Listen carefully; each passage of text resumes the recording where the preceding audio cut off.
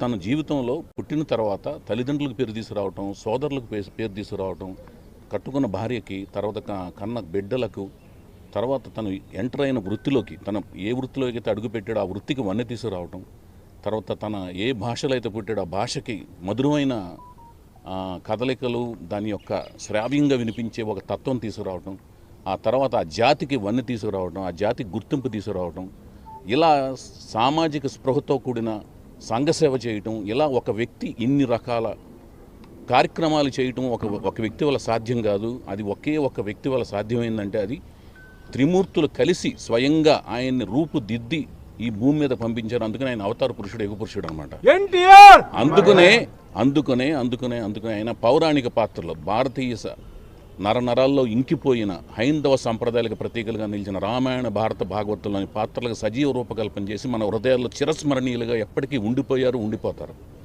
So మరణం లేని జననం మన రామకృష్ణ అన్నగారు. మేము ఆక్సిజన్ అని పిలుచుకుంటాం. అన్నగారు మీరు ఎక్కడొస్తే అక్కడ ఆక్సిజన్ ఉంటుంది, కార్బన్ డైఆక్సైడ్ వెళ్ళిపోద్ది.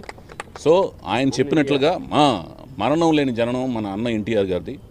సో ఈ రోజున మా అందరికీ, తెలుగు జాతులు అందరికీ, యుగ పురుషులకి, మహాపురుషులకి, అవతార పురుషులకి జయంతి ఎలాగో ఈ రోజున 102 ఏళ్ళు పూర్తయ్యి 103వ ఏట్లోకి ఆయన జన్మదినం ఎంటర్ అయిన సందర్భంగా అందరికీ ఇది పర్వదినంలాగా సెలబ్రేట్ చేసుకుంటున్నారు ప్రపంచవ్యాప్తంగా తెలుగు వాళ్ళందరికీ మరొకసారి శుభాకాంక్షలు తెలియజేసుకుంటూ, ఆయన వీరాభిమానిగా చెప్పుకుంటున్న నేను దర్శకుడినయ్యాను, కథకుడినయ్యాను, నిర్మాతనయ్యాను, ఎగ్జిబిటర్ అయ్యాను, డిస్ట్రిబ్యూటర్ అయ్యాను, కానీ ఎప్పటికీ ఆయన వీరాభిమానిగా చెప్పుకోవడంలో నాకున్న ఆనందం ఇంకెప్పటికీ మర్చిపోలేంది అని చెప్పుకుంటూ మీ YVS Chowdary. Thank you so much. జై ఎన్టీఆర్.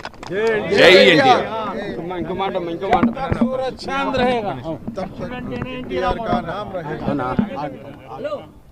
మాట అండి, వారు మాట్లాడుతున్న చౌదరి గారు మాట్లాడుతున్న ఇంకో మాట గుర్తుకొచ్చింది. తెలుగు భాష కూడా చాలా ప్రాధాన్యత ఇవ్వడం చేయడం జరిగింది. నాన్నగారు స్వర్గీయ నందు తారక రామారావు ప్రతి ప్రభుత్వ వాహనాలపై, ప్రభుత్వ కార్యాలయ పటాలపై తెలుగు సువర్ణాక్షరాలతో ఉండాలని చేయబడింది మా నాన్న ఎన్టీఆర్.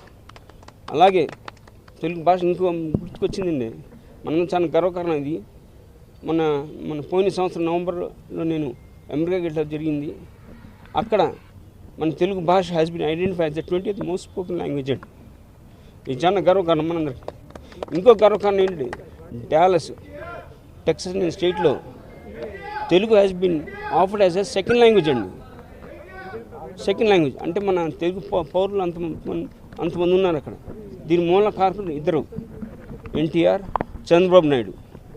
ఎందుకంటే తెలుగుదేశం పార్టీ పెట్టి ఒక తెలుగు రాష్ట్ర గుర్తింపు తెచ్చి తెలుగు కూడా ఉన్నాడని మన సెంటర్లో గజగజ రాణించిన మన అన్న ఎన్టీఆర్. ఎన్నో సంక్షేమ పథకాలు, ఎన్నో సేవలు అందించాడు ఆయన తెలుగుదేశం పార్టీ పెట్టి. దానికి అదే బాట, అదే రీతిలో నారా చంద్రబాబు నాయుడు గారు అదే బాటలో, అదే రీతిలో మన తెలుగు పార్టీ ముందు తీసుకెళ్తుండగా ఇంకా ముందు అడిగి సైట్ రంగాన్ని ప్రాధాన్యత ఇచ్చి తెలుగు యువకులకు ఎంతో భవిష్యత్తు కల్పించాడు ఆయన, ఉద్యోగులకు కల్పించాడు ఆయన. కాబట్టి మన అంతమంది ఉన్నారు అక్కడ అబ్రాడ్లో, ఫారెన్లో అన్ని. కాబట్టి మనందరికీ ఐడెంటిఫై అయిందండి మొత్తం ప్రపంచవ్యాప్తంగా. ఇదంతా మన తెలుగు కూడా చాలా గర్వకారణం. తెలుగు జాతి, తెలుగు గడ్డ, తెలుగు నేలంత కారణం మన నాన్న ఎన్టీ రామారావు గారు అమరం మరణం. जब तक सूरज चांद रहेगा, जब तक सूरज चांद रहेगा, जब तक सूरज चांद रहेगा, హనుమంతుడి గుండెల్లో శ్రీరాముడు ఉంటాడు, కోట్లాది గుండెల్లో తెలుగు ప్రజలందరూ ఉంటారు సార్. ఆ పేరు పెట్టుకుంటాను, చిరంజీవి రామ శివనాగేశ్వర కృష్ణ ప్రసాద్ సార్.